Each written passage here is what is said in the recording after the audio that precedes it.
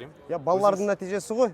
Жалпы топтық болсын, индивидуалды түрде болсын, олардың өзі ат салысып, өздерінің энергиясын, қуатын сол олимпиадаға қатысам деп ынталанып, сол берген қуатының нәтижесі міне.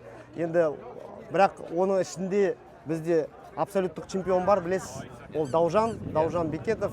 Қазақстанда бірінші рет топ 3-тік олимпиаданың жүлдегері болды. Яғни ол 500 баланың ішінен индивидуалды зачет арасында ол екінші болды. Яғни біріншісі ресейлік алып кетті, екіншісі Даужан, үшіншісі қытайлық.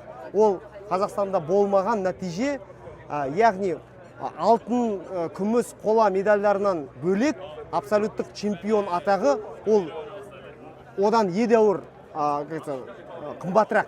Сондықтан ол Қазақстан үшін, жалпы ұлттық құрама үшін, сосын мынау біздің жасанды интеллект саласын дамытып жүрген барлық жігіттерге қуантарлық жаңалық.